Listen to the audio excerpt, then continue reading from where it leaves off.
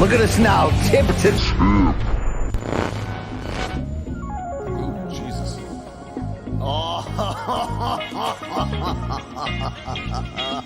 Start the morning combat. Do you want a margarita? Yes! My God! To us, doing what we love. It's time to bang.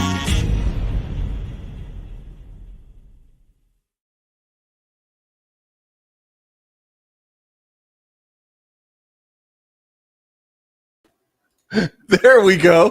That was a terrible intro. I have to turn this off. I can't hear shit. How are you, BC? How are you? Are we live, Luke? Is this a real thing right now? Hold on. For some reason, I can't hear a fucking thing. I'm going to put this screen up for you because all of a sudden my sound is gone. So great. Hold on just a second. Take it away, good sir. All right. Luke is exercising his producer credits. You can see the wide shot of my unmade hotel room here in Anaheim, California. Welcome to Morning Combat, free MK Fridays, July 5th, 2024.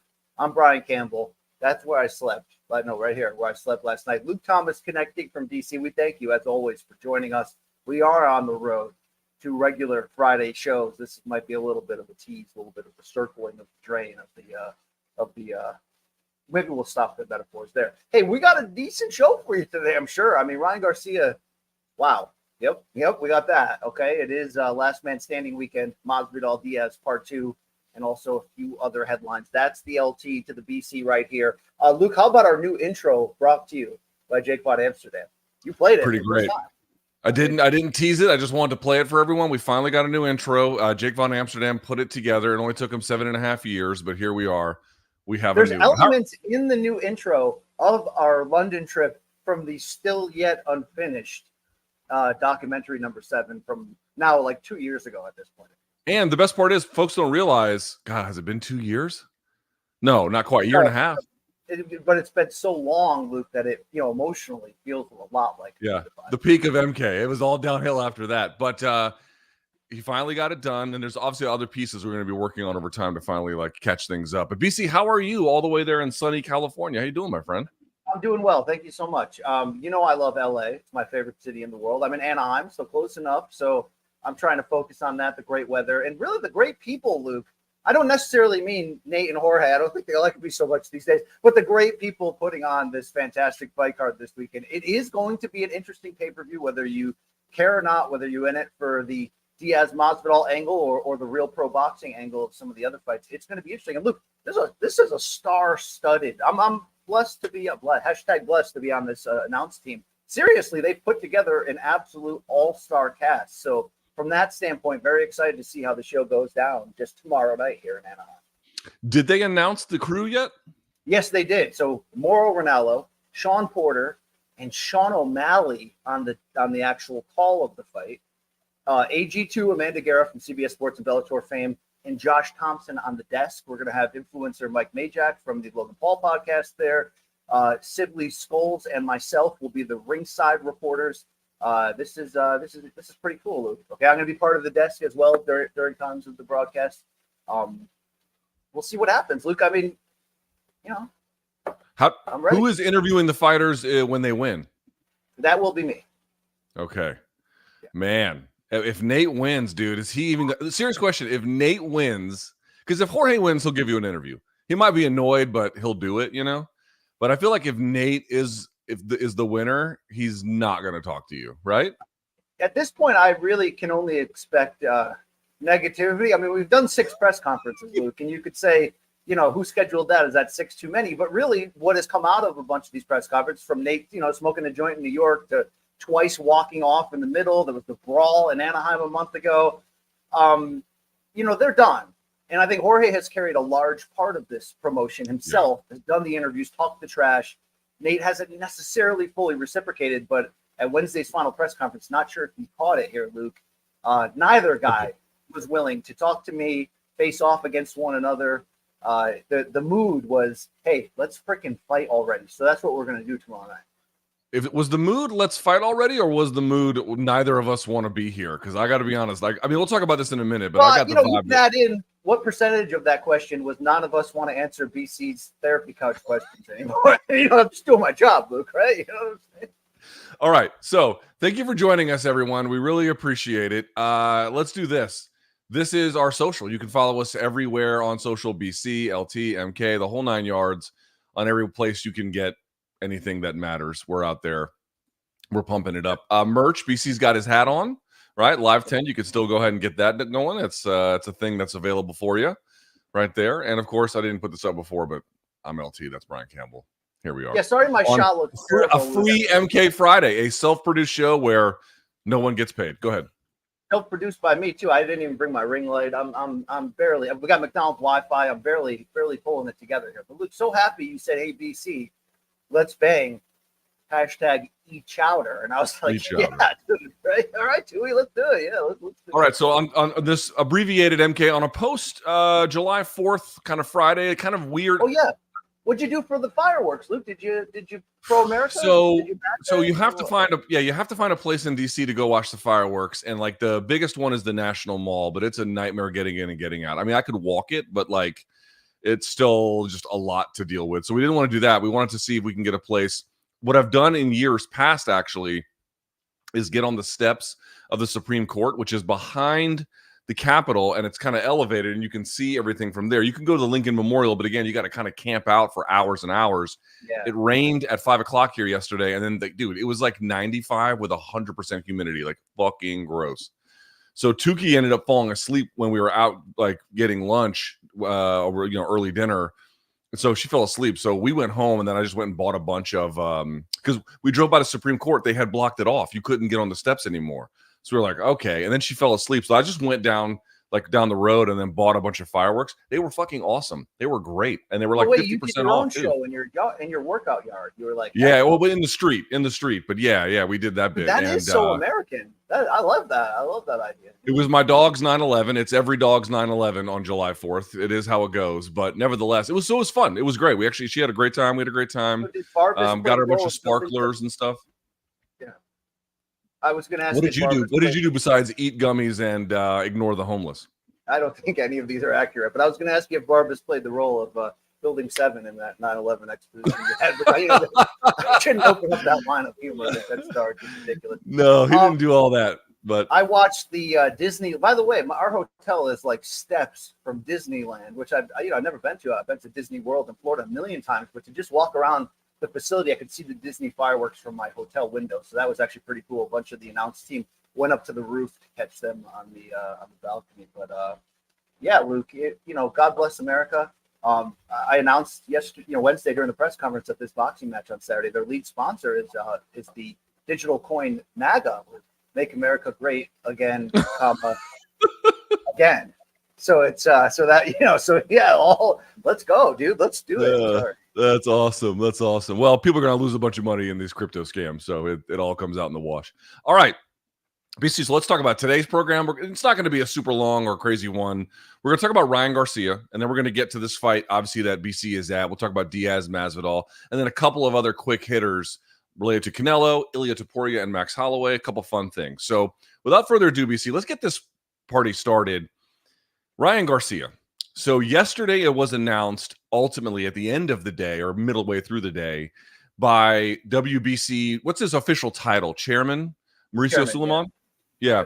Basically announced that they were severing any kind of ties and that Ryan Garcia would be ineligible from even getting sanctioning from any kind of WBC related event. Now, obviously he's suspended, so this is nothing imminent, but the WBC obviously is one of the more prized sanctioning bodies and some of the more prized titles in the sport. I mean, there's some debate about that, but they position themselves as the belt that matters for most of the four. Yeah, it's the green one. For folks who may not know, like all the different belts, if you ever seen the boxers wear the green one, that's the one in question. So let me ask you this, BC. First, just a little sort of logistical question. What is the practical effect of that inside of boxing? But bigger point is, why did Sulaiman obviously sever ties? Well, Ryan Garcia has been saying horrendous shit about people for quite some time. He seemed to confirm that Jordan Plant, who is Caleb Plant's wife, who was the Fox Sports 1, essentially what you do to an extent anyway, for PBC, that she was suing him for, I guess, defamation. I'm not sure we haven't seen the lawsuit, so I'm only speculating. But more than that, he went after Muslims. He was using racial slurs. By the way, no one even talks about the fact the guy just engages in casual homophobia at all times. Yeah. And I guess people finally had enough. So tell me what it means that the WBC did this, and then also where you come down on all this entire Okay, thing. in reality, what the WBC handed down doesn't really mean a lot because Ryan Garcia is already suspended for a year from that failed drug test from really getting commissioned in any state or country. Obviously, it's people have gone around that in the past, but that could bring long-term consequences of him eventually getting back into big fights. I'm glad that they did it, though, because in the disorganization of boxing, we don't have a league, we don't have a commissioner, right? There's no centralized body. There really is nobody to hand this type of stuff down. So I do like, even though I criticize the WBC a lot for some of their decision making, although they do try in other areas to try to, clean up boxing or help boxing, I think in this case, somebody had to draw a line. So at least Mauricio Suleiman did and said, look, as a sport, for what we control in this sport, we've had enough. And obviously, Luke, any of us could have drawn a line at any point. The sexual comments about people's wives, constantly trying to fight all these fighters, calling Clarissa Shields last week a lesbo, make me a sandwich, right? He went down some weird roads. Now, obviously, it's really exploding that he's saying, I want to join the KKK. I want to dig up George Floyd and kill him again, getting our colleague Stephen Jackson involved on social media. So at this point, Luke, it's toxic, but it's beyond toxic. And I think the reason is it's not just the harm he's bringing on potentially himself by so willingly, forcefully, purposefully trying to stir up contention in every possible category. It's reckless contention, which means it's not only potentially going to hurt him, it's going to hurt people around him. Let me give you an example. His brother, Sean Garcia, is fighting on Saturday's Diaz-Masvidal on main card, right? Fighting the Amado Vargas, the younger, one of the three sons of Fernando Vargas. We did fighter meetings with both Sean Garcia and his dad, Henry Garcia. And obviously the topic of Ryan was brought up and, and they wish he would stop drinking, get the help he needs at the moment. And the family had to put out that statement yesterday that said, we don't align with these negative things, but they're still hoping he shows up to the fight on Saturday. In fact, Sean said, look, I fight so much better when Ryan is there. I'm really hoping that he gets the message and comes. Look, the problem is he's at the point now, if he shows up anywhere, it's going to be a riot. It's going to be a bad situation, not just, Caleb Plant hiding like he did at the end of that PBC card to throw the beer in his face and they had a little mix up until security intervened. It could be something way worse because it's not just insult to this person, insult to this person. It's now spraying full wide. Who else can I insult to beyond toxic levels, to beyond PR staining levels, to the level of just bringing nothing but chaos and negativity to him, everyone around him, and by proxy, the sport itself. So it's rare that we ever try to put lipstick on this pig that is the unorganized, wild, violent, and insane, incredible sport of boxing. But I'm glad somebody, and it's not just Mauricio Suleiman, it's a lot of people on social media finally standing up being like, enough of this guy. Don't retweet him. Don't talk about him. If he doesn't get the help he needs soon, his life is legitimately, seemingly in question in a lot of ways, from what appears to be big-time mental health setbacks, things he's experienced in the past, things that we sort of justified when he beat Devin Haney as, hey, good strategy, Ryan. You fooled all of us. But no, he didn't really fool us, Luke, because we were still after that fight going, hey, big win. But I don't think it justifies all of those actions. Now he's got, unfortunately, his mom, Lisa, who is here this weekend, is battling cancer. He's suspended for a year, which I said when the news broke, we're going to have to watch him closely because if he doesn't have the boxing and the training to keep him centered, who the hell is he going to be now? Where is he going to go? Well, we're finding out, Luke. He's going wherever he wants, throwing his money around. But this is beyond toxic. This is to the point of harassment, defamation, and much worse. Luke, unfortunately, if he rolls up in public, I don't see how groups of people aren't going to show up and try to gain the same kind of clout that he's regularly trying to gain by just throwing this stuff all over social media. They're going to want to, they're going to show up with receipts. So he's made his bed. I think as a collective unit in boxing, we all wish he would get the help he needs. I don't think at his core, he's a despicable person, but his actions, whether fueled by mental health, whether fueled by substance abuse, whether fueled by his seeming lust for the spotlight at all costs, it has now gone, past the point of repair in a lot of ways, not past the point of repair to get back in line, get back into a boxing match in a year and rejoin his career. But if he doesn't get help soon, Luke, there won't be a future professionally. And I think in terms of his life, these are very perilous times. And I don't want to come up here and defend him at all. In fact, it's almost grossing me out to talk about this. But there is that split dynamic between freaking get this guy away from social media and get him help, and I'm not sure people are going to forgive him after the fact because, Luke, you can't drop these type of bombs and then just go, sorry, I was drunk. Sorry, I'm going through tough times. So I just talked in a big circle with really no answer. The biggest answer is his family needs to almost cancel this fight on Saturday. Maybe not, but go right from this fight on Saturday, find him, and get him the help he needs, Luke. That's really where we're at right now. I mean, I have so many thoughts about this. I mean, first of all, like, obviously you and I were like, me more so, but both of us were really wrong about what was going to happen in the Devin Haney fight. Like I famously and very incorrectly said, Devin Haney's going to tune him up like a guitar. And so, none of that changes. We were very wrong about Ryan in that particular sense, but all of the concerns we expressed before that fight about why that fight shouldn't happen, we thought at that time, BC, that he was going through. I mean, remember, he was partying in the club the week of the fight. He was seen shirtless in the club, right? The whole 9 yards. And everyone was like, oh, it's this elaborate trolling. And I'm like, dude, no, it's not. Like, I mean, there's probably there was some element of trolling that happened to camouflage what is obviously mental decline, right? That is clearly what had happened. And we thought that the fight should have been called off because he was going to go in so unprepared that Haney would be running over him. Now, that did not happen, certainly, but all of the alarm bells we were ringing about this guy's general state, all of that proved true, and in fact has gotten only worse. BC, never forget, like, all the things we could go through, like, using racial slurs, using homophobic slurs, going after people's family members. I mean, just on and on and on and on, going after other religions in a very, very negative way, right? Just intentionally offending as much as possible everyone around you. Don't forget, he got arrested a month ago for felony vandalism as well in a hotel in, I think it was Los Angeles, maybe Beverly Hills, right next to it, or whatever, inside of it. You get the idea. So, like, if anything, everything is escalating and getting worse and worse and worse and worse. This is why the fight should have been called off. This is why people being like, it was time to get help back in. That fight was 420, right? That fight was back in April. Everybody back then was saying, look, this is not looking normal. This does not appear to be very ordinary. And the litany list of things that had happened before that was one thing. It has been aggressively worse since then. And folks, I got news for you. If nobody intervenes or he doesn't get help in some kind of way, that's going to continue. Like, there's going to be a moment where the comeuppance of the world, and I'm not wishing it upon him. In fact, I'm wishing the opposite. I'm wishing that he could actually get some assistance. He could get some help. But if he doesn't, the comeuppance of the world, whether that be from substance abuse, whether that be from angry people at him, whether that be lawsuits. I mean, just think about what has happened since that fight. Suspended for a year. And we didn't even talk about this, BC.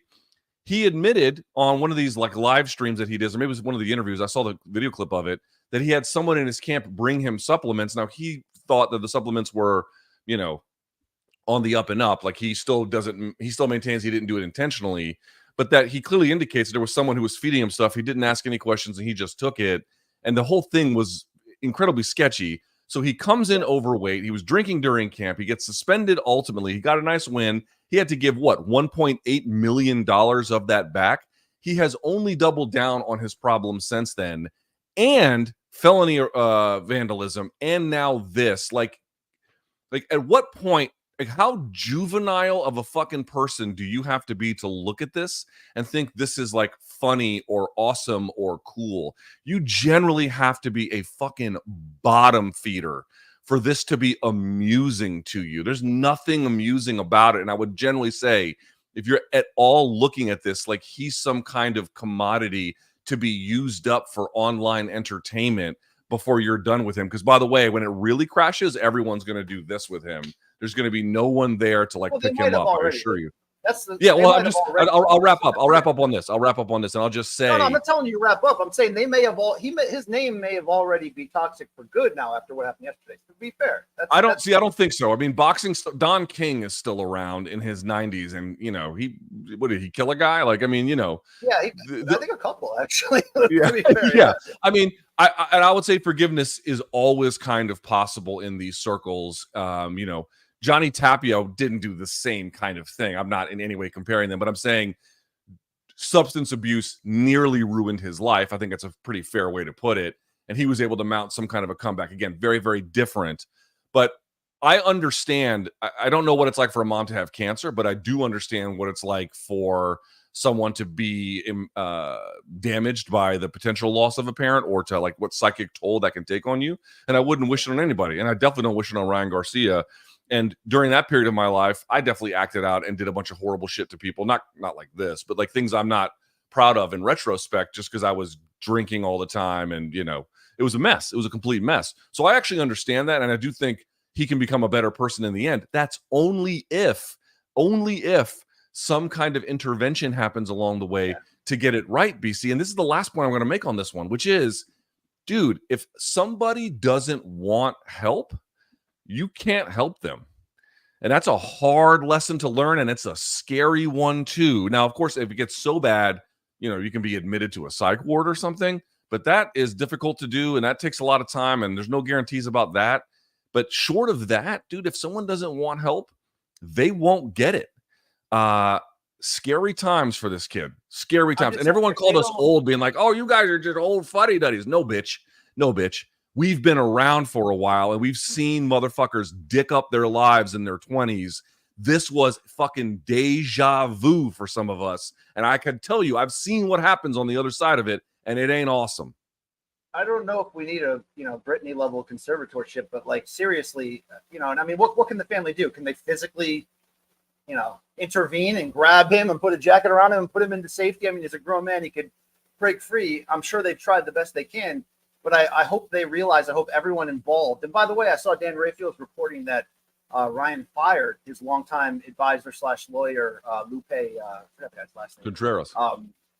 And that seems to be among many red flags. That's a big one, that there's really no one riding the ship anymore. Not his parents, not Oscar De La Hoya, not any manager or anything. He's just completely lost on his own. But if they don't corral him for his own good, he's going to crash and burn soon, Luke, in the type of crash and burn that you don't come back from, okay? And whether that's somebody running up on him, whether that's him harming himself. I mean, this is him harming himself, what we're seeing publicly of late.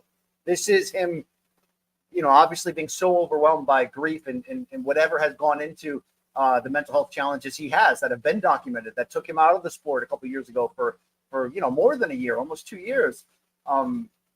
These are the giant red flags that if nothing is done, and there's only so much you can do, but if nothing is done, it's going to get really bad, Luke. I mean, it already is really bad. I don't know how much worse it can get. That's what fears me for even walking into the arena. Think about it this way.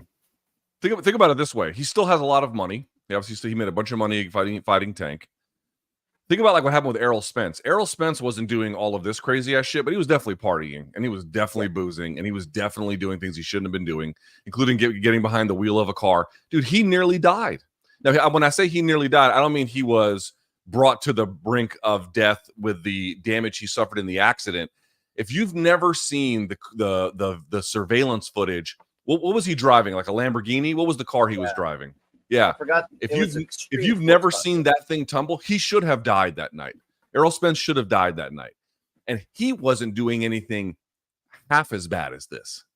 Like, guys, it's headed to a I'm telling you, it's headed to a dark place if he doesn't get help. There's just no two ways about it. It will happen.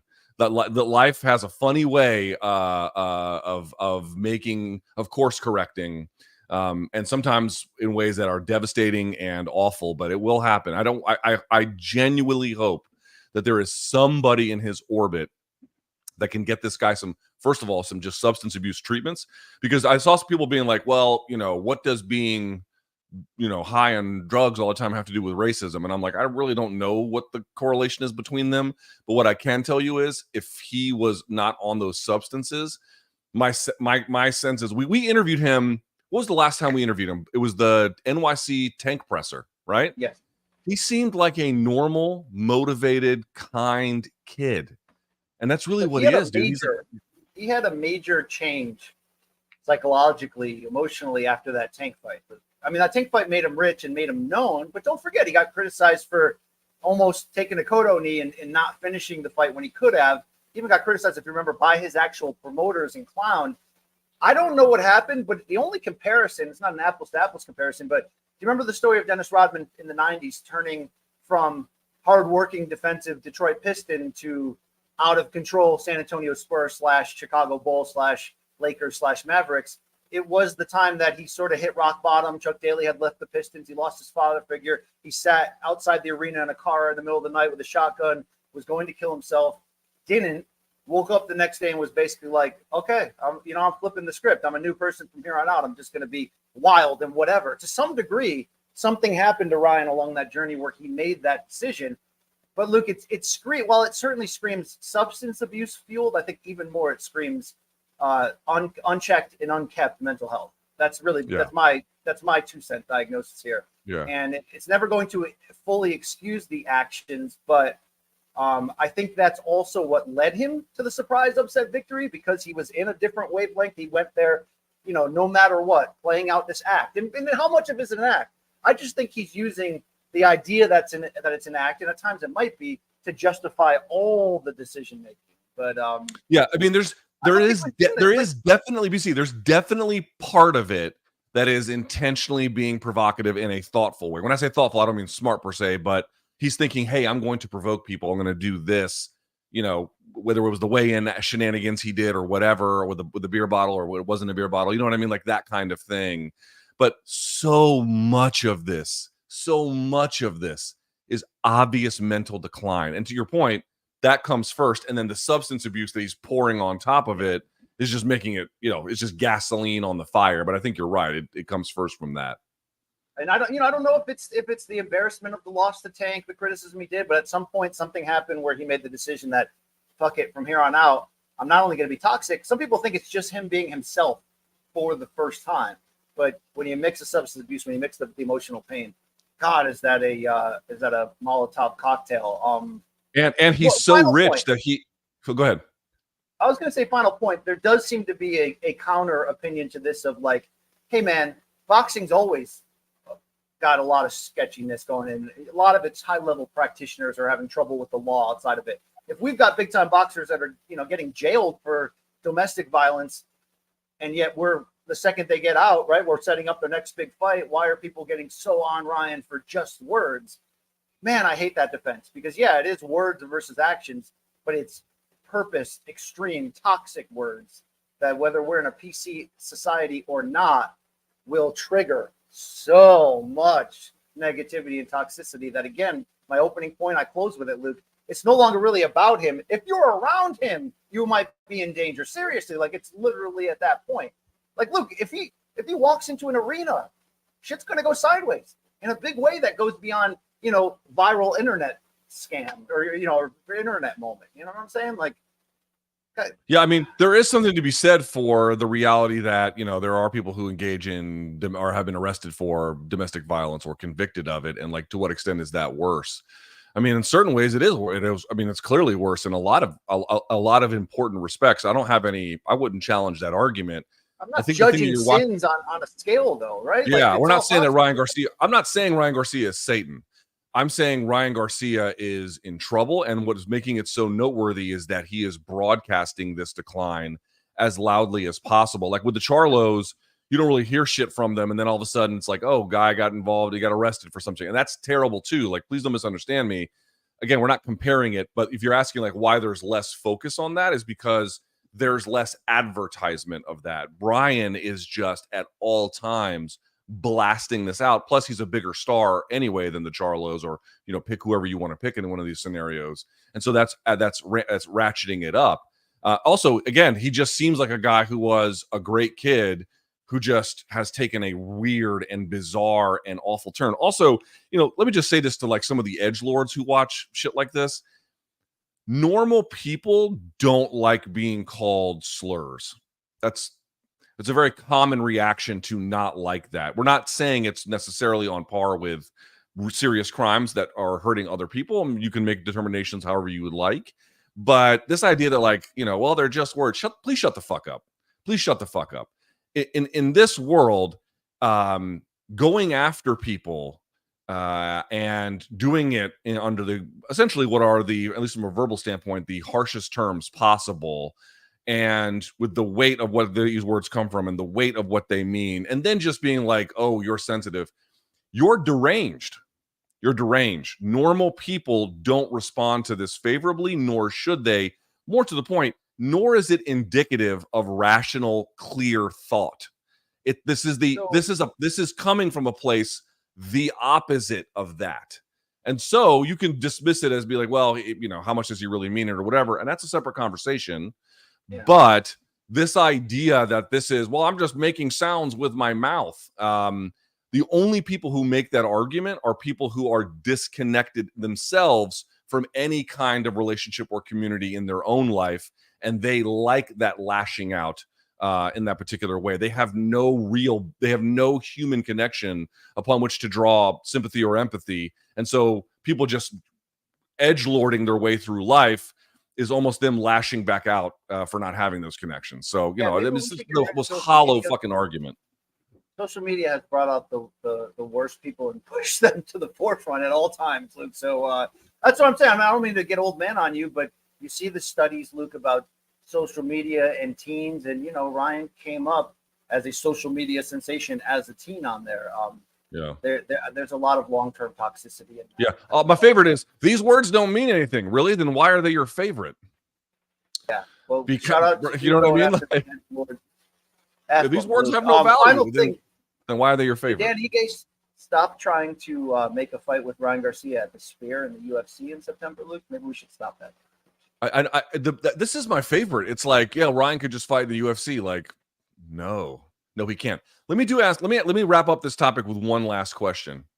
Yeah. Is anything that Ryan has done, if he were a UFC fighter, what would the UFC do? Say we don't police our fighters. No, seriously, if you're saying I don't know that they would do anything. Would they do anything?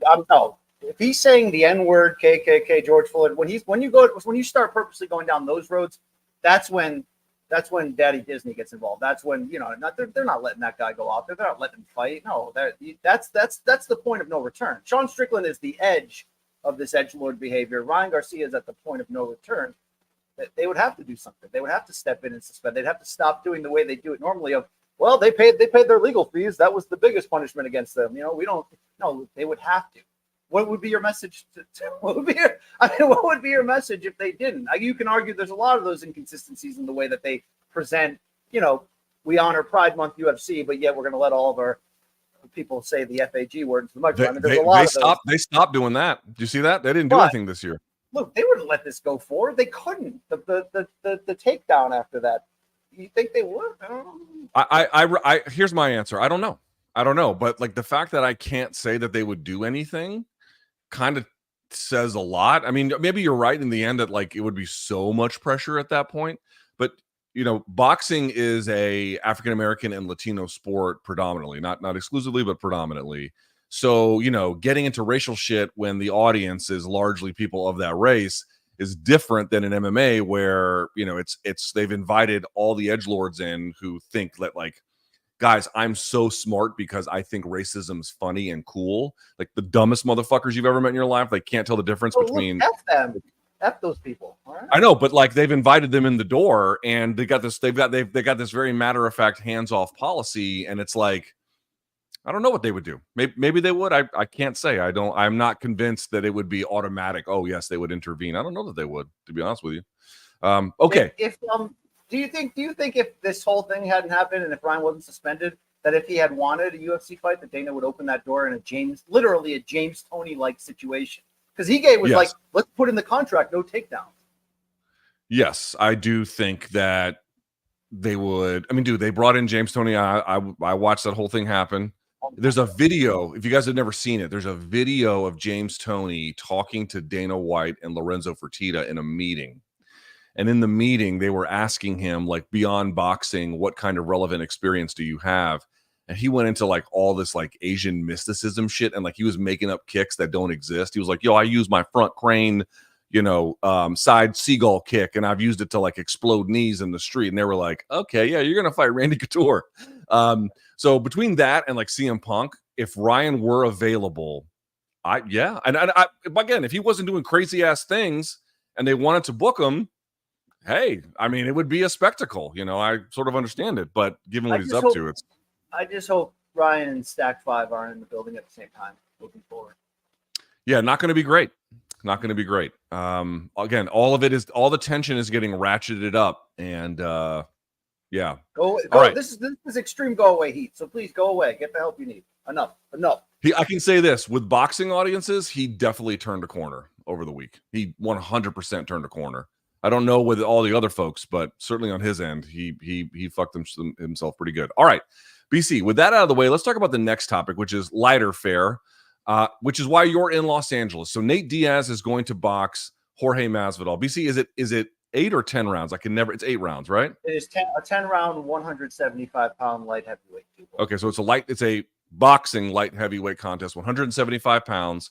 Nate Diaz, Jorge Masvidal. BC, let me ask the question that I think most of the audience is probably asking themselves, which is why? Who is the audience for this? Because let me pitch this to you. Let me pitch this to you in this way. I think it's a smart move that they delayed the fight. I think it's a 100%. Smart move that they got DAZN pay-per-view on board. They've got Fight Pass on board. All of that is, I think they made good decisions in the end about when to put this fight and how to get it distributed. But at some point, you're asking the audience for $50 to watch 2 guys do bad boxing. That's a tough sell. Well, yeah, but it's 2 celebrity guys, very extreme celebrity guys in the combat sports space, combat sports icons. I think putting it on its own weekend, which they were ultimately able to do, which was one of the big tensions between Diaz and Masvidal. There's a lot of them. The A-side thing, even though Diaz lost their first fight, he only would take this fight if he was the A-side. If the fight was in California, there was all these extra things that they added on. Masvidal acquiesced, so that's part of sort of the beef between them.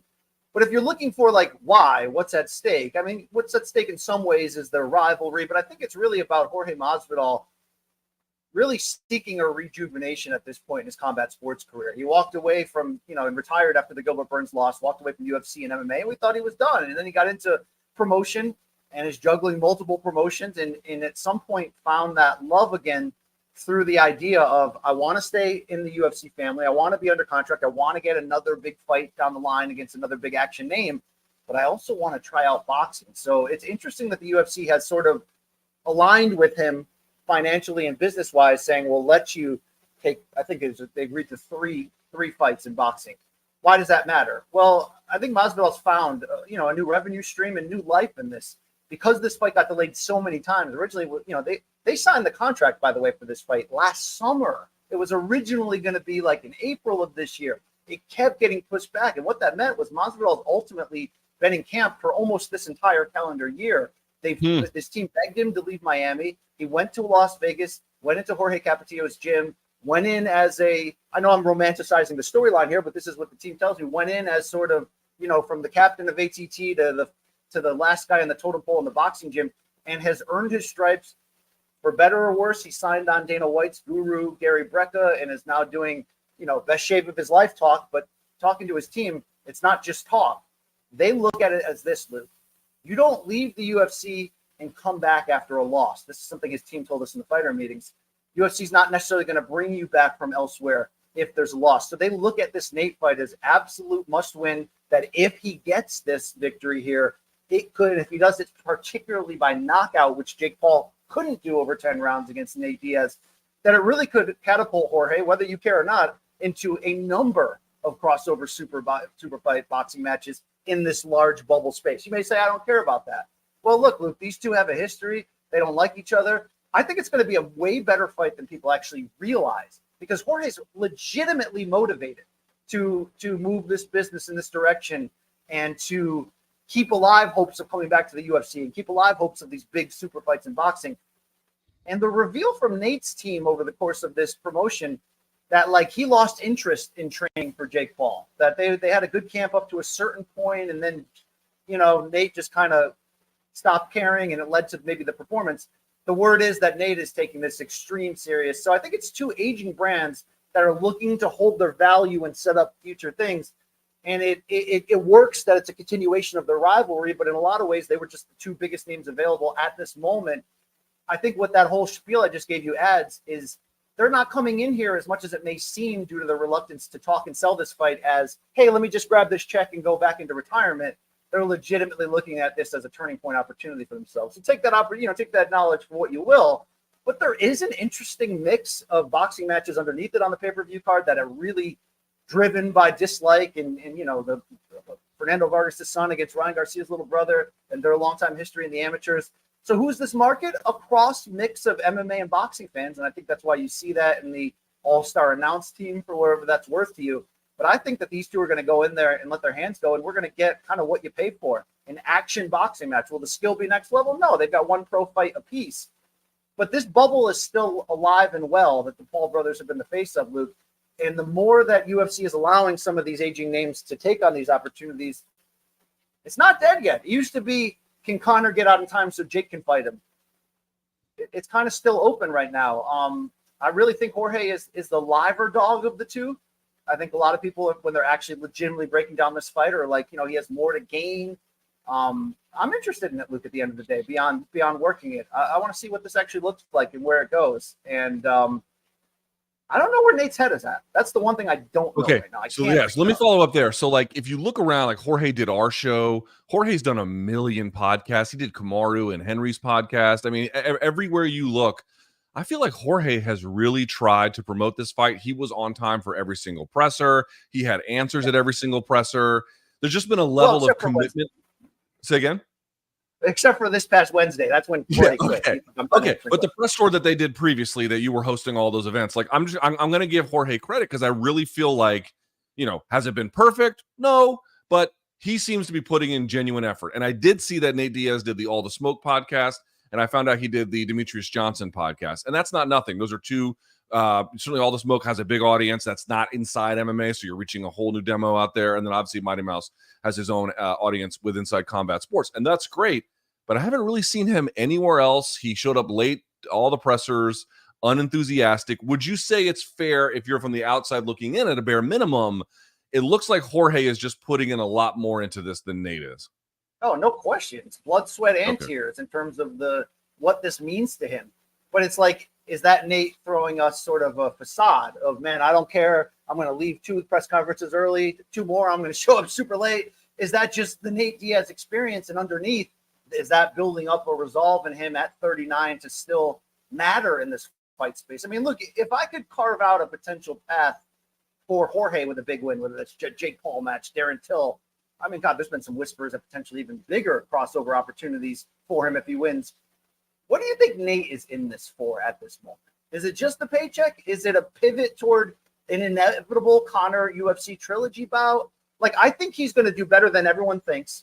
I think the what he put out against Jake Paul wasn't the best of him, self-admitted. But do you think he cares enough by his performance in this promotion to actually go back in that gym and bring out what the absolute best of what is left?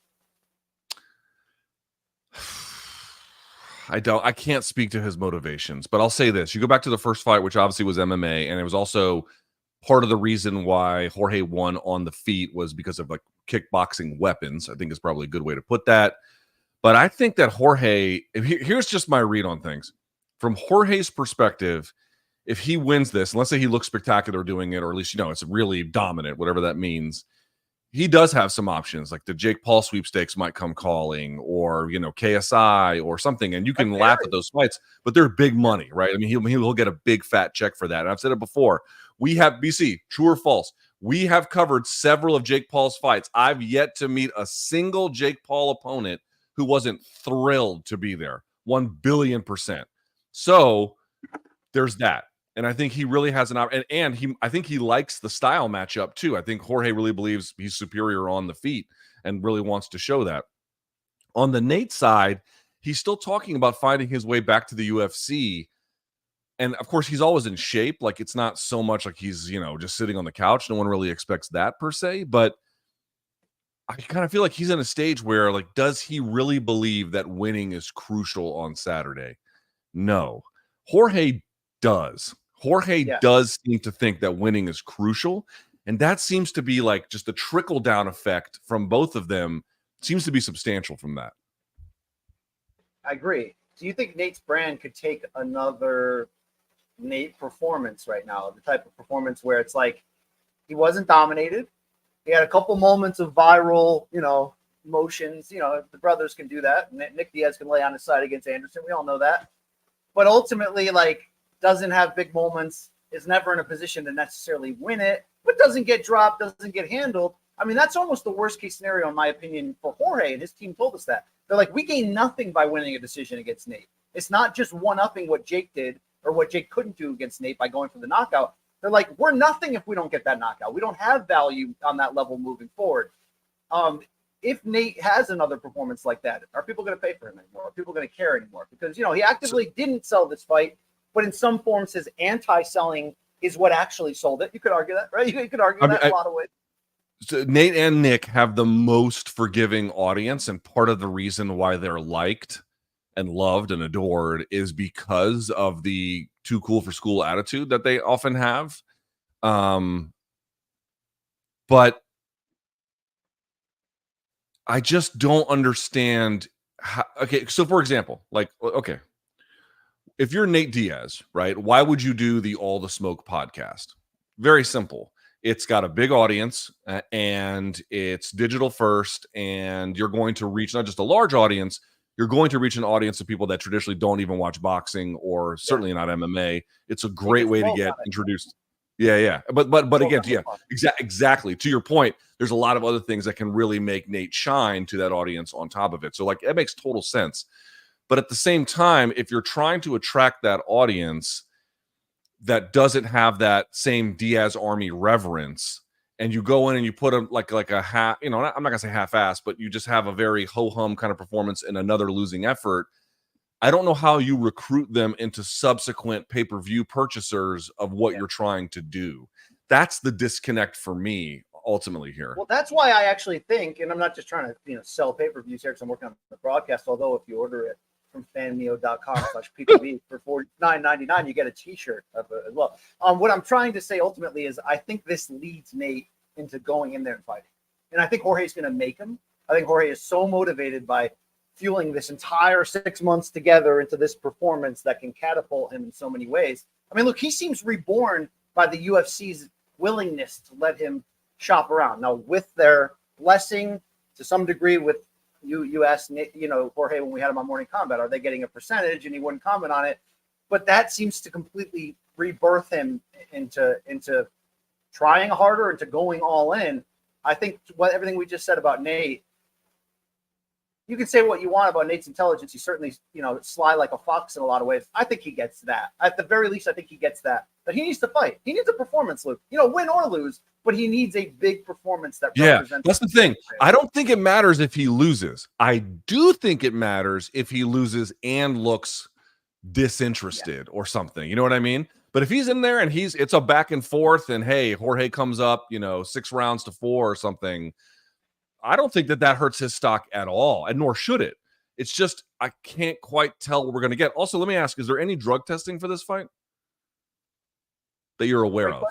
Not that I'm aware of. It could, but I have not been in those circles with the commission. I'm not. And by the way, like, if anybody doesn't care about that, I'm like number 1 on the list. But I'm just I'm hoping not, Luke, but you never know. Quick aside from the undercard, the co-main is kind of interesting. If you're, certainly if you're a big boxing fan of Danny Jacobs retiring for 2 years and now coming back at 38, fighting Shane Mosley Jr. and really what Danny Jacobs has said was he's hoping to like catapult from this directly into a title fight at 168, and in his mind, round out what he hopes will eventually be a Hall of Fame resume. You could have doubts at his age and situation, whether that's even relevant. But his manager, Keith Conley, revealed to us during the fighter meetings that it wasn't supposed to be Shane Mosley Jr. as his opponent on this pay-per-view. It was supposed to be Caleb Plant. Danny Jacobs was going to come back from 2-year retirement, fight Caleb Plant. Conley said they offered Plant $1.25 million to take the fight, and he ultimately, after getting clearance from the PBC, this is per Conley, turned it down. We do hear rumblings that Plant is going to, we know he's in camp, and we hear rumblings that he's going to headline the PBC's first non-pay-per-view card this summer on Prime Video, which could end up being the case. What do you make of that scenario, Luke? Like, does that mean Plant didn't want that smoke, or was that a business decision? So Plant tweeted, I think yesterday or maybe Wednesday at the latest, that he was back in camp. So I think that he's trying to see what's going to happen with, we'll talk about Canelo here in a minute, this Canelo sweepstakes, because if Canelo ends up fighting Eubank Jr. and that leaves Berlanga hanging, Plant versus Berlanga. I got to tell you, that's not the biggest fight in boxing, but that's a Right. great fight to make. I think there'd be a lot of interest in that. I think Plant likes his chances quite wisely. So I think he was probably trying to see what are my options about all of this, and I don't necessarily mind that. Also, I think he is still trying to do PBC a solid. They wanted to keep him for like this rejuvenated non-pay-per-view series that they want to do, him and Stephen Fulton Jr. So it probably has more to do with that than like, oh, I don't want to fight Danny Jacobs on this card. You know what I'm saying? I'm with you. BC, by the way, Nate Diaz, Jorge Masvidal, both 39 years of age. As of the time of the fight itself, Nate Diaz will be 39 years, 2 months, 2 weeks, and 6 days. Jorge Masvidal, 39 years, 7 months, 3 weeks, and 3 days. Boy, both guys beating down the door of 40. This does seem like you can get something done here, but it's kind of now or never for any big checks. Yeah. Certainly on the Jorge side. I think that's why the best case scenario here is, look, are you going to get elite boxing? No. But if you can get a fight, if you can get a grudge match, if you can get a legit back and forth, it could be very, very entertaining on Saturday. And I mean, look, there's been some whispers that Jorge may be like looking at big name retired boxers as a potential fight after this. So that is interesting. I mean, I don't know. Like Jorge's got a lot to prove. Do those names rhyme with Shea Weather? Yeah. Shame leather, yeah, it rhymes with that. Yeah. We see very quickly before we move on to anything else here. Co-main Anthony Pettis taking on Chris Avila. Another 100. Jacobs is the co-main official. Okay, all right, sorry. It's on this card. Well, known names to MMA fans. Obviously, Anthony Pettis, former UFC lightweight champion, and Chris Avila, a one-time UFC and Bellator fighter. Chris Avila, by the way, just kind of like being part of the Nate Diaz army and then staying on these cards, has done wonders for himself. I mean that quite genuinely. He has played this very, very smart for himself. Anthony Pettis obviously had a boxing match previously against Roy Jones Jr. I don't know what to really make of it, but what do you think about this one? I don't know. I mean, Chris Avila said about 5 words on 5 different press tour stops, but in yesterday's fighter meetings via Zoom, look, he was talking a lot. I'm like, wow, this guy's got a cool personality. I like him. I've never heard him speak this much before. He's only 31, and I know, in the MMA sense, he fought in UFC and Bellator, but he was always just that dude from the Diaz brothers camp. He has won 5 in a row. Now that's varying crossover levels of boxing. I think last fight, Luke, he beat a guy who was making his pro debut. Remember Jake Brutal Bostwick, the BKFC fighter with the tattoos on his head that we met at Phil DeRue's gym? So it's been a myriad mix of levels of experience, but he does fight. He does come to do that exactly and let his hands go. I think it's Pettis' fight to win because although Avila's tough, although he can defend himself, he can counter with combinations, there's not enough there offensively to dominate or win this fight. I don't know what to make of Pettis at this point at his career with the miles on him and whether he can really make noise in boxing. Beating an old Roy Jones is one thing. I know he beat Benson Henderson last year in their Karate Combat trilogy, but Pettis told us he's hoping to springboard this into fighting legitimate boxers after this. That seems very ambitious, Luke. I think ultimately this fight's going to be competitive. Pettis will win a close decision, but we'll see what we got here. Do you have any expectations there, or are you like, no? Well, Chris Avila, 31 years, 5 months, years of age. Anthony Pettis, 37 and 5. This is again going to be at this will be at 175. I think taking on real boxers at age 38 is probably not going to go well if it goes at all. But I asked him specifically, Luke, if he's on this undercard auditioning for the winner of Diaz versus Masvidal in boxing. Remember, obviously, he fought Nate Diaz. The last time Pettis fought in the Honda Center here in Anaheim was when he lost to Nate Diaz. And he said Nate Diaz got in his head, and that's took him off of his game, and that's the reason why he lost. And he was like, no, I'm not here to fight the winner. I might be fighting a real boxer if I get the win here. So, big name boxer. So I was like, oh. Yeah, I mean, just one more reminder that for all the fans who don't like boxing, it's getting your favorite fighters paid. Just keep that in mind. I mean, all right, look, you can't turn every episode into a Dana Dunk Fest. But remember that comment he made in the last clip we showed of like, all these boxers want to come to MMA. Like that could not be more could not be more wrong. What boxers are trying to go to MMA outside of Brian Garcia, who's suspended, right? It's like and also just saying words like there's no actual commitment to it. All right, BC, let's talk about Ilia Topuria and Max Holloway. So Ilia Topuria sat down with Marca, which is like the biggest news organization in all of Spain, and he sat down and they asked him like, "Hey, what's up with your next fight?" And he said, "Quote, it's not because of me.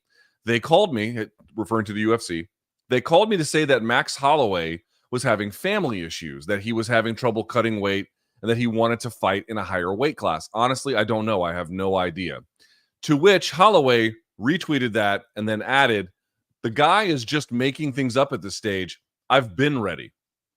Topuria responded, choose a date. Choose the way you want me to beat you and write it here. I am ready to turn off your lights whenever and wherever. Call Dana. Max Holloway responds, been talking to them, brother. You need to check your numbers. Since you said it, the sphere by toehold.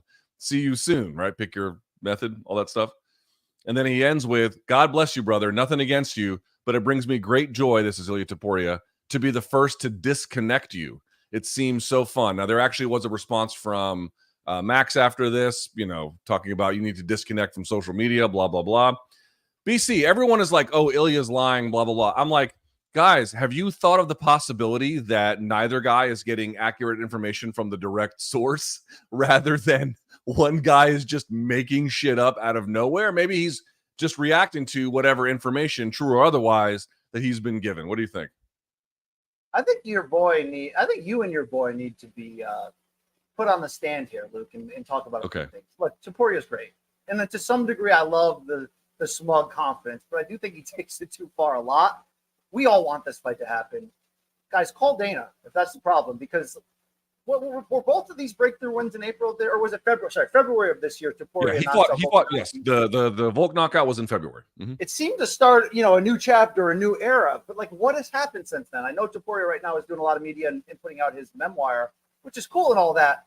But a couple months later in April, when Max Holloway delivered that knockout at UFC 300, to me, that suddenly made this fight already a can't miss, need to see it, times 10.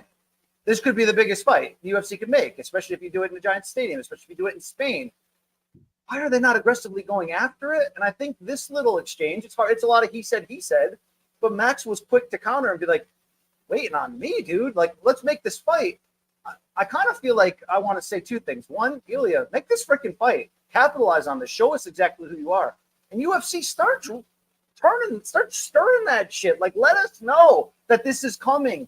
Begin to promote that now, because this is so big. Look, your boy Ilya did one more tweet that kind of turned my gears a little bit after those exchanges with Max, where he said, to all those who continue to doubt me, this is Ilya Topuria, screw all of you. I don't care about any of you. You just project your insecurities onto me, your envy born from your inability to pursue your desires, positions the heart. Keep watching me shine, exclamation point. Hey, Ilya, that's the thing. We want to watch you shine. You just had one of the biggest breakthrough wins of all time back in February, okay, dude? But things turned quickly around here. Stop. Make the fight with Max. Do nothing but go in the direction of making the fight with Max, because you want us to keep watching you shine. That's what we want to see. We want to find out if you are the next face of the UFC, if you are the next generation of dominant star representing multiple different countries and having this cool swag and being all Real Madrid and Luke's heart. Fucking show us it then. I don't know, Luke, ultimately who's right and who's wrong in the he said, but can the three of you or the four of you, Dana, Hunter, Ilya, and Max, all get together on a Zoom call and make arguably the biggest fight the UFC can make this year? I mean, let's go, Luke, all right? Because I don't think your boy Topuria, while sitting on the throne the last 6 months, has won all of 6 these months. exchanges. 6 months. 6 months since when? Oh, sorry, you're right. My math is wrong, Luke. So 5 months. Yeah. You know what I mean? Like, you got to that throne, but I think he's enjoying that throne a little bit too much. Let's go make the fight that's really going to prove to us who this guy is, Luke. Let's do it, okay? Let's do it right. Yeah, I mean, I just have to tell you that, like, obviously getting out there and doing, like, he blew up in Spain and doing so much media there, and there was a documentary that came out about him called El Matador and all that kind of stuff. Obviously, that has taken up some bandwidth. I mean, there's no denying, and that probably has played a role. But Max was recently on vacation with his family. He put out a big documentary, or, self-produced vlogs about it. He was in Japan. It looked fucking awesome, by the way. Anyway, so this idea that, like, it could have happened right away doesn't make sense, because the Max had to win in April, and then probably would need time off no matter what. He took a vacation.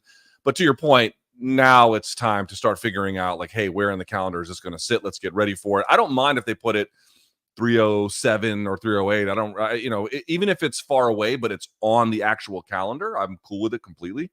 So I guess we'll have to see. It's just funny to me, like what gets the fan base pissed off at fighters on social media and what doesn't. And it's like, is Ilya annoying on social media? Yeah, like there's clearly he is. He's smug as shit, Luke. That's your dude. Smug as That's your shit. boy. Smug as shit. Like I don't deny it at all. But it's like they'll just let people do like say racist or completely outrageous, awful shit about other people, and then like that's cool and based, as the idiots say. And then this guy being smug is like the biggest crime on fucking planet Earth. And like so like what gets adjudicated as like, oh, this really is beyond the pale versus what people let slide. Very illuminating. Very illuminating. Here. Let's leave. Well, you're still fighting against some internet troll. I'm not fighting. No. I'm not fighting. I'm not fighting against Ryan Garcia or any of this stuff. I'm simply saying, watch over time what the fan base decides is worth getting angry about and what they don't, because you can't argue, BC. You can't argue. You can argue now is the time to start making the fight. That's true. That's true. Very true. But you can't argue that it's been that time. It hasn't been, because they had to see what was going to happen with Max. Volk got viciously KO'd. He's not coming back. Ortega, who the fuck knows what's going on with him. They had to see what was going to happen at 300. He obviously got a dominant win, but it was a long fight. He's going to take some time off. No problem. You couldn't just make the fight thereafter. It wasn't going to work. So you had to wait a little bit. So now you can circle back to it, and I think pressure is on as we speak. But this idea that he's been just like kicking his feet up when there were like available fights to make right at that moment is just not true. And I've seen people being like, this guy is stalling the division. What the fuck are people talking about? He's not stalling.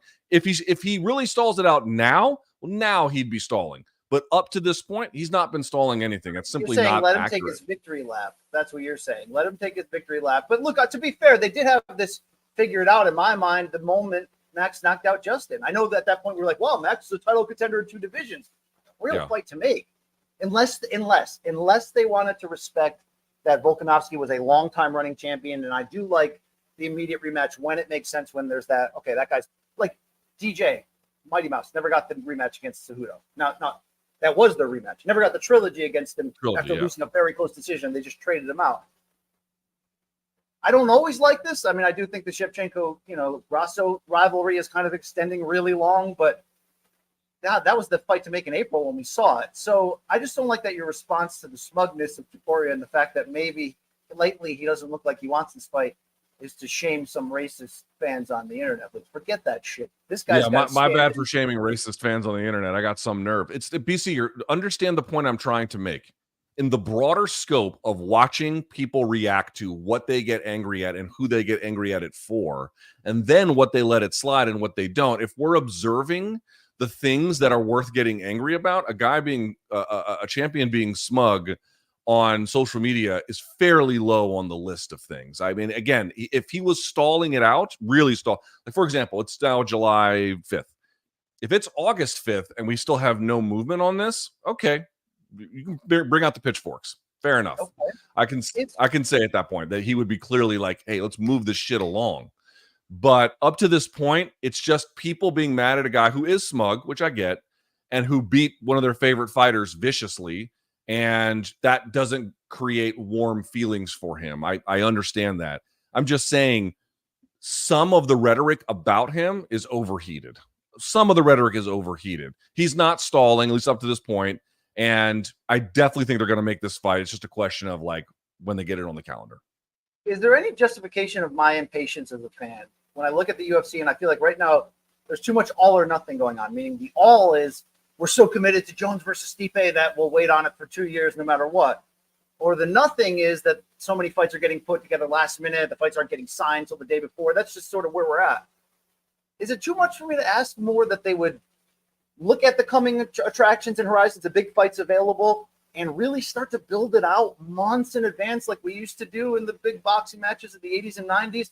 I don't necessarily need a press conference tour. It's 2024. That's the old way of doing it in a lot of ways, but something consistent, aggressive that builds us toward these big matches, signing them earlier, announcing the date earlier, really starting to churn, not just where all your content comes out on fight week and it's this explosion of, oh my God, I can't wait for Max versus Ilya. I want to not be able to can't wait for a fight for 6 months if a fight is big enough. That's the old way of doing it. Is there room for that in today's business practice? Am I asking too much as a fan?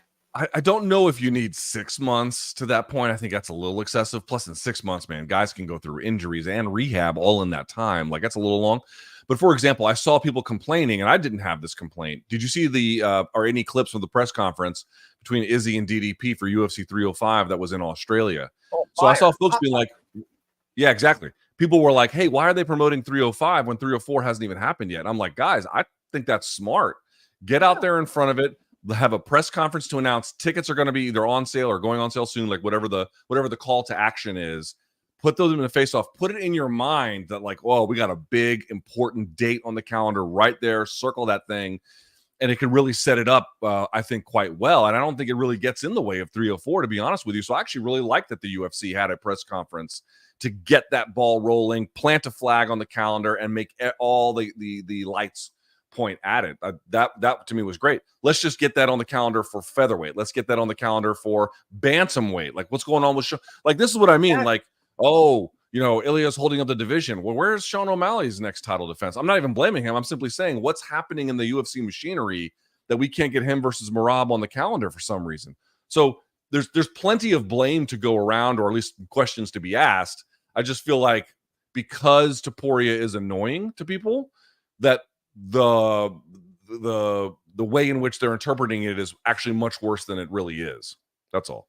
All right, some of that is fair. Some people just hate the smugness of Real he Madrid. is smug. I mean, he is fucking smug. There's no two ways about it. Yeah. I mean, Do you feel that you do feel the same way about him that I feel about Brian Ortega, right?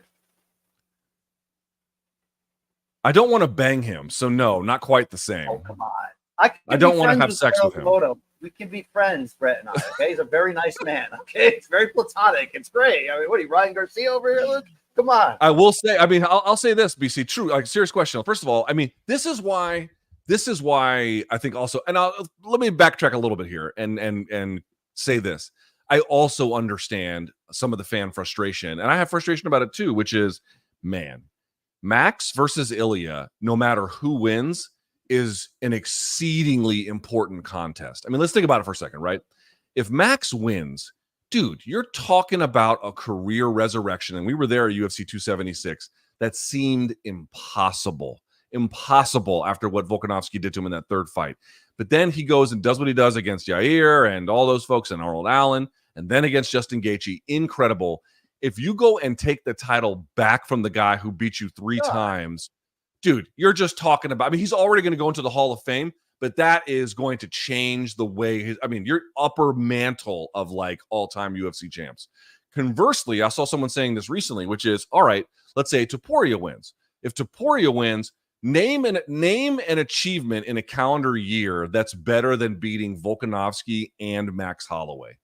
Agreed. Tough to do, bro. Yep. Tough to do. So either way, you're talking about and by the way, just the skill level on both of them, next level. That's probably the best fight that the UFC can make, irrespective of weight class. So I'll backtrack a little bit. I honestly do get people being like, dude, put that fucking shit on the calendar, and Topuria rubbing people the wrong way only just, makes everything worse. Yeah, put it on the calendar.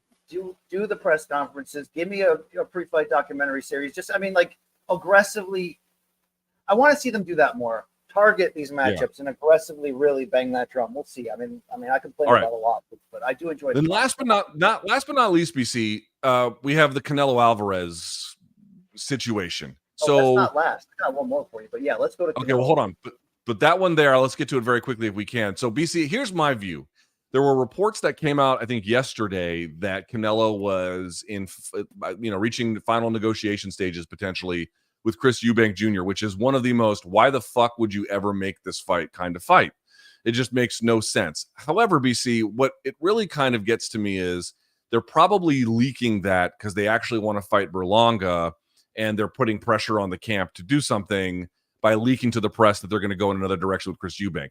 But that all gets back to a different question, which is why the fuck is Canelo fighting Edgar Berlanga and or Chris Eubank Jr.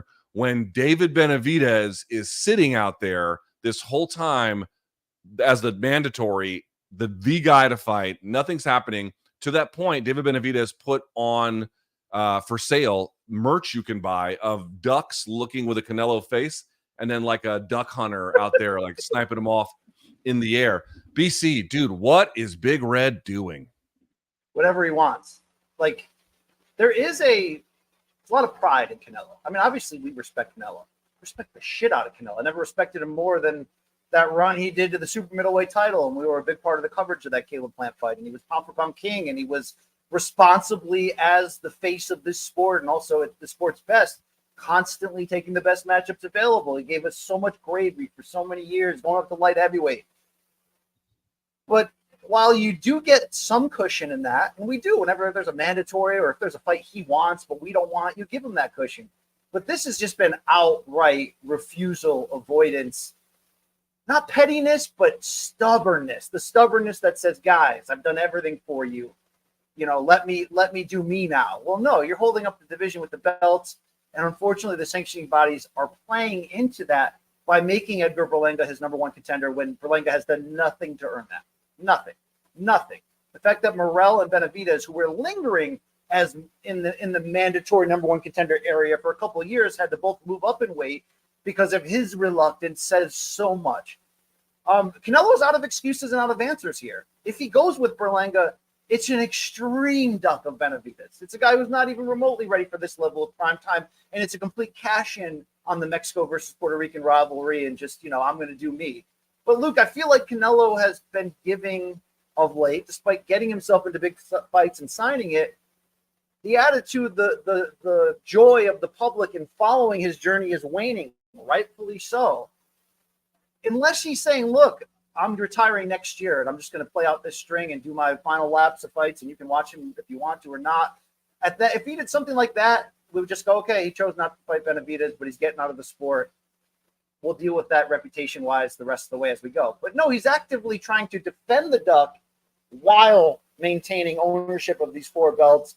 And the fact that the few people in boxing who have power in this disorganized sport, the sanctioning bodies who wield this power forcefully, the fact that they so willingly play into this is just so stupid and ridiculous, to try to keep up business and keep Canelo with the belt and get those big sanctioning fees.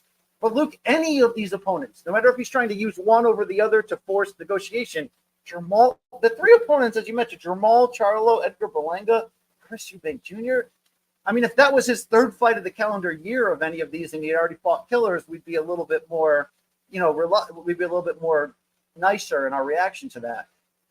But you're once again brazenly ducking David Benavidez.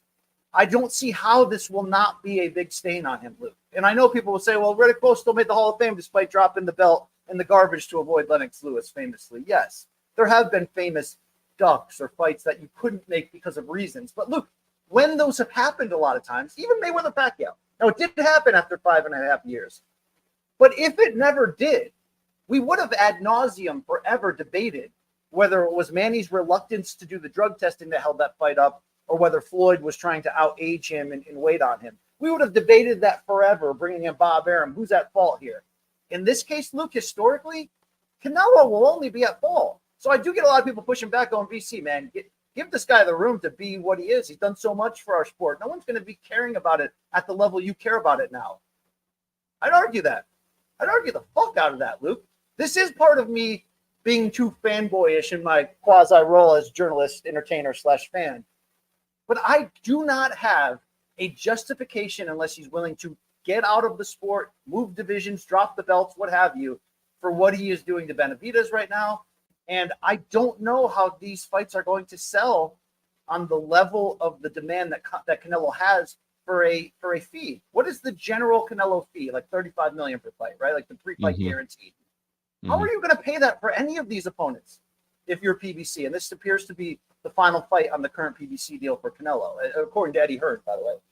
And Eddie Hearn himself in interviews in the last 2 days was like, they're not going to sell. I can't justify this for Canelo. None of these are going to sell on that level. Every day, it gets worse in my mind. So, Luke, am I a fanboy who is turning on Canelo because he won't do what I want? I mean, I cannot accept a justification where I go, you know what, you're right and I'm wrong. And I love Saul, dude. I freaking love that guy. But come on, shit or get off the pot, motherfucker. Yeah, exactly. It's the having your cake and eating it too of it all, I think, is the problem. It's not that like in a vacuum fighting Berlanga is like a disaster, but fighting Berlanga while Benavidez is out there, while holding on to the titles, when you just fought the smaller Charlo and you fought John Ryder, which was a mandatory, okay, fair enough. But now Jaime Munguia, who was never going to win that fight, that was never going to happen, and he looked like he carried him at the end of it. It's like, dude, like you can't want the adulation and the ranking that comes with beating like the Caleb Plants and unifying at 168. You can't say, well, okay, I did this and now I deserve it, and then take these obviously lesser fights and say the criticism is unwarranted, and not that these are on par with beating Caleb Plant or something like that, but that these are also worthy of respect. It's like, not really. If you're going to take those kinds of fights when you have the other ones available, and then the boxing architecture is supposed to demand that you take them, you can't run from the criticism at that point. You just can't. Like, it is owed to you. It is a debt that has to be paid by everyone observing and watching, clearly recognizing something is off here. And so, to your point, again, let's be real about this too. And I think you're on board with me. I don't even necessarily mind totally that Canelo wants to fight Berlanga or Eubank or whatever, the bigger Charlo, whoever he ends up fighting. Actually, in a vacuum, I kind of don't love those fights. I don't want to see them, but I don't hate Canelo for wanting to do that. I don't. It's the sanctioning bodies. The sanctioning bodies are the one entity in the entire sport that is supposed to put sporting needs first. Promoters are not. Promoters are supposed to put on fights that people want to pay money to see. Boxers, it's prize fighting. Get the biggest fucking bag you can for the least amount of friction. That's the way the sport goes. It's the sanctioning bodies that are the ones that are supposed to provide the architecture and then everything move in the direction that we ostensibly want it to go. And they are letting Canelo get away with murder here with respect to what his responsibilities are and yet what is demanded of him. And it has corrupted the entire process. Look, if he was wanting to fight Chris Eubank in an English soccer stadium, I do think you could partially justify this. But it seems, according to Eddie Hearn, who is not promoting Canelo at the moment, but seems to be, knowledge, he's like, no, that fight would 100% be in the States. And if it was a PBC pay-per-view, it most likely would, Luke. So there's really no hook there for Eubank Jr. at this moment. So, yeah, this sucks, dude. This sucks. Sucks for PBC. It just sucks. I mean, the Charlo fight's dead on arrival for reasons that are both Jamal and Jermel related. The Eubank fight is okay, but I mean, this is Canelo. So, Luke, is there? Let me ask you this: if he fought Eubank in the UK, as you kind of indicated, I don't think it's a UK fight, but let's just say that it was. I'd hate it less. I'd hate it less. You partially justify it. Yeah. Is there? Let me ask you two more scenarios here, because part of me is saying, okay, there's unprecedented money right now. Is Canelo just trying to be the businessman, knowing that Saudi's here, and just saying, let me keep saying no, until Saudi sits me and Benavidez down in a room and says, what's it going to take? That's one thing. The other thing is Canelo just trying to finish the string at 68, knowing inevitably that he wants to close out his career at 175 and thinking to himself, why do I need to go through Benavidez now when I can let Benavidez go back up and sort out sort out what potentially happens to Bivol, Better Beef, and where the Undisputed Championship is going there, and saying to himself, if Benavidez is that dude, then he can go get some 175 titles and we'll meet up again up there.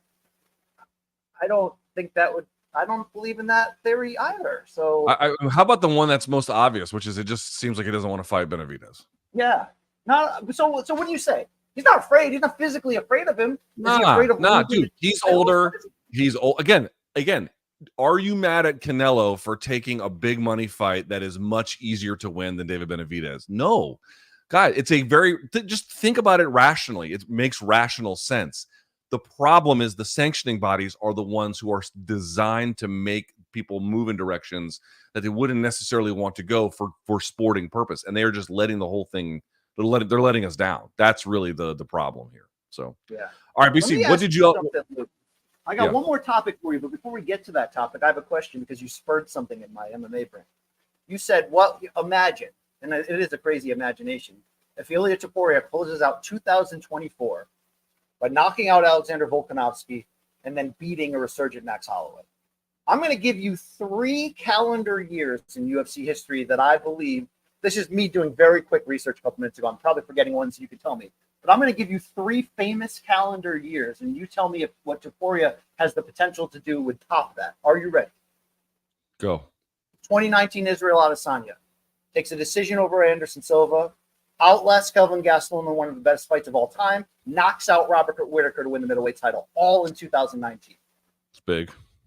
Was it bigger, or would Topuria be bigger or less? It would depend on how he beat Max, but if he knocked out Max, I would still say that's bigger. Okay. 2016, Amanda Nunes wins a decision over Valentina Shevchenko in their first fight at UFC 196. Submits Miesha Tate at UFC 200 to win the championship and knocks out Ronda Rousey in 48 seconds, all in the same calendar year. Is Topuria bigger or lesser than that in terms of the comp?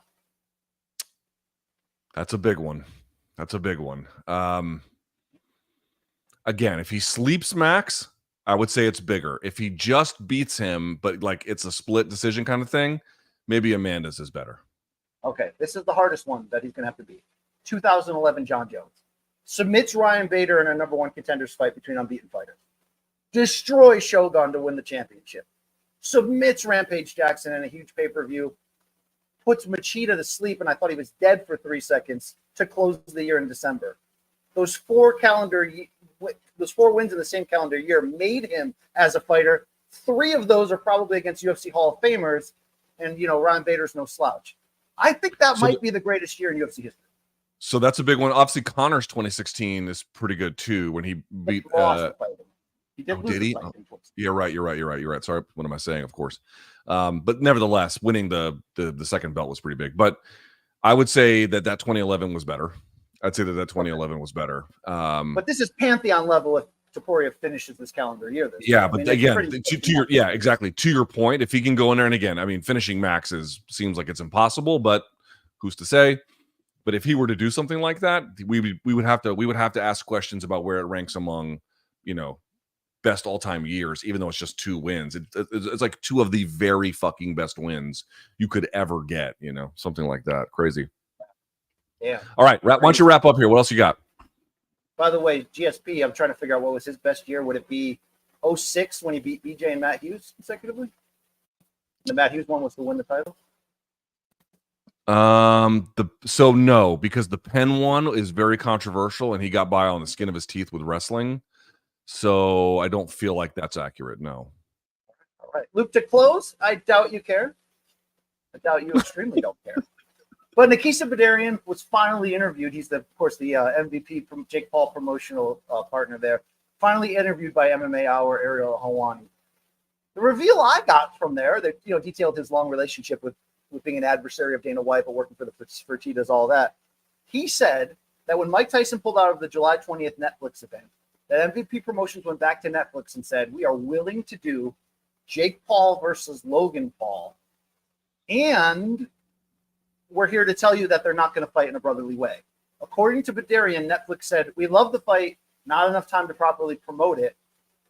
Luke, I know they have teased this in the past. I know that when the Pitbull brothers in Bellator at one point teased this, you were like, man, I hate this. I don't want this. We've been through this before with that World Series of Fighting superhero guy. But this would be an extravaganza on a new level in modern day promotion and social media and in this bubble we're in.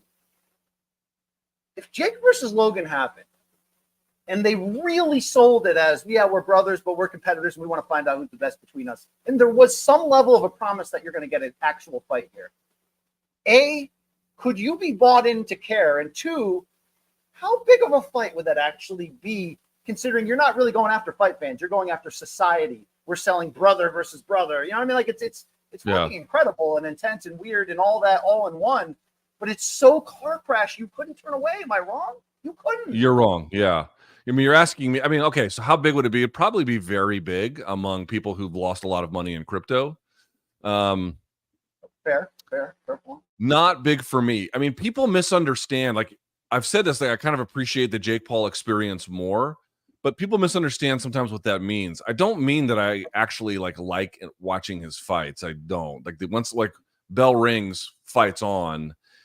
It's not that interesting to me. And why would it be? Like a guy who is not like high level professional, you know, in these sort of like very big bouts, but there's not a lot of, again, what I appreciate about Jake Paul when you watch him up close and when you watch the Jake Paul machine is not that when the fight starts, it's very interesting. And if you just focus on that, there's nothing to it, or at least not much to it anyway. But it's the clever way in which he has figured out how to get incredible notoriety and money, which is he basically realized that obviously YouTube boxing had come prior to him. He didn't invent it, but the way he really got big was by we talked about it before. He picked a fight with MMA, realizing, hey, my skills are good enough to beat these guys who are not very good at this at all.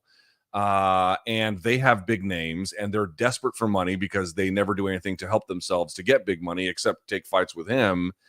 So let me see how far I can take that. And he has ratcheted that up over time, bigger and bigger and bigger and bigger, and ended up in this place. Like, it's a very clever kind of business model that he has crafted for himself that has certainly gone much further than I ever would have thought possible on the outset.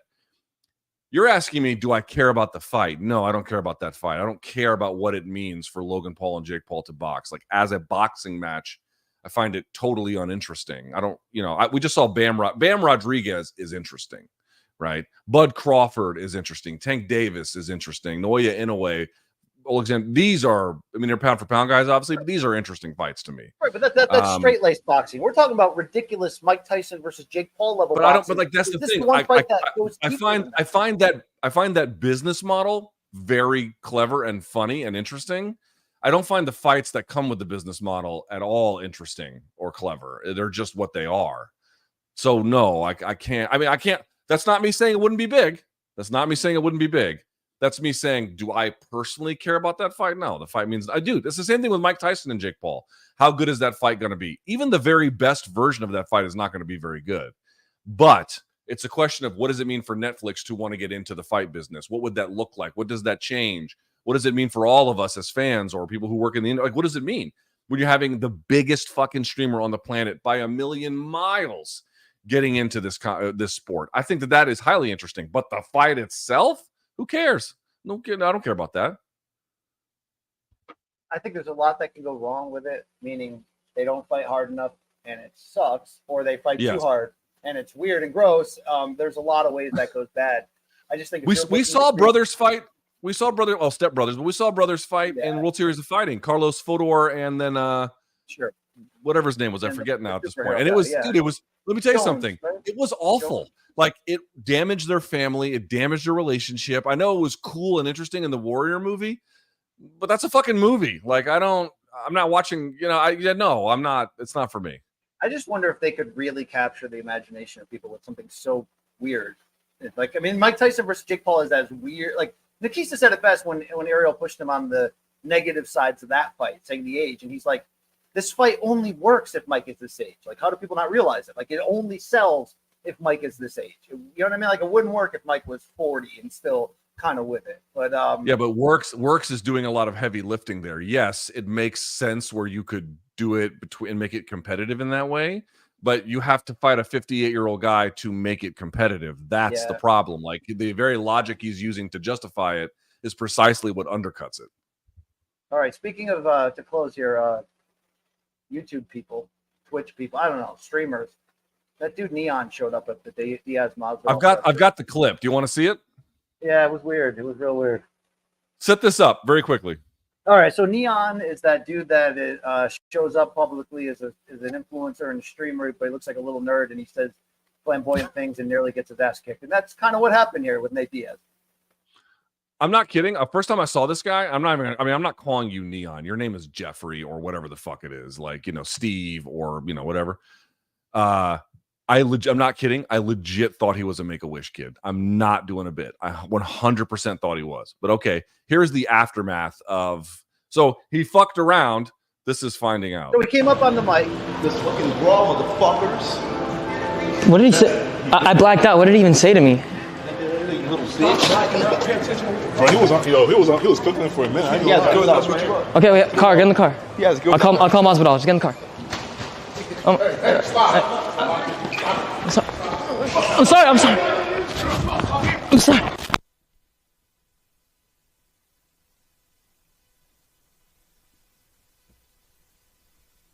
Please, I'm sorry.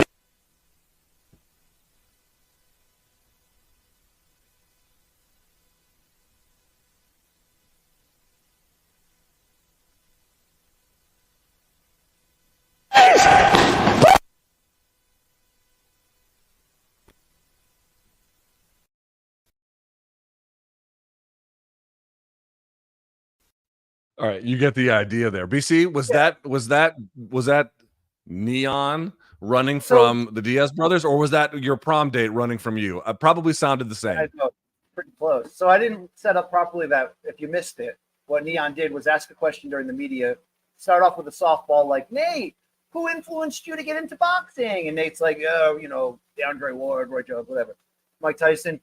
And then he's like, like we've seen of these plant, it seems like a plant, right? He's like, hey, Nate, are you going to retire after you get fucking knocked out cold or something like that? And then Nate obviously tore him up, called him some disparaging words. It's weird. More homophobic slurs, by the way. Yeah, while that kid was running, the audio went in and out. It did sound like he was sort of crying and yelling. There are people that speculating whether the chase was a setup. I think either way it worked. It brought a viralness to it. But yeah, I want nothing to do with that. Dude, these streamers out there with what the fuck? Did you guys lose me? Can you hear me? Yeah, don't sell out like the Metallica Black album there, Luke. You just went all. I don't know what happened. Oh, you know what? I think my camera died, BC. All right, well that killed the show, Luke. It was great talking to you. You know what I mean? I was just gonna say these guys with discernible talent levels. I don't quite know what their appeal is, but there we go. All right, BC. So let me. I'll leave the screen on you. Take us out, and then I'll close the show. All right. Yeah, thank you so much, folks, for dealing with us on free MK Fridays here. We're giving back. We love you. We want to be back in the mix. Full MK Friday coming soon, very soon. Thank you for following us. You can check out our merch at morningcombat.store. Get the 10% off with Live 10. We're rebuilding this ship step by step, brick by brick. Thank you for joining us. Check out, by the way, Diaz versus Masvidal 2, Last Man Standing this Saturday. You can get it on fanmeal.com/PPV, DAZN pay-per-view, or UFC Fight Pass pay-per-view. I will be part of this fantastic broadcast team. It should be a fun event. For the great Luke Thomas, this is your boy BC signing off. We'll see you back Monday, Meadowlark, Manhattan. Lots to get into